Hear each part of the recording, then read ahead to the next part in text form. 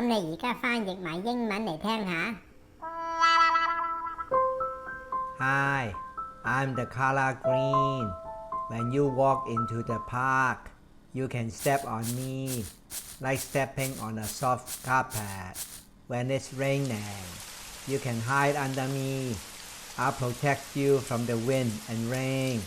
I'm humble, gentle, and strong. 哇，估唔到你可以咁有創意，用擬人法 personification 去形容綠色，俾個 like 你。其實我都有問智能人阿派幫手，但諗諗下，個個都用佢嘅提示回答，咪變成千篇一律，咁仲點會俾老闆留意到我呢？冇錯啦，喺呢個 AI 時代，創意先係最珍貴嘅，甚至比標準答案更加重要。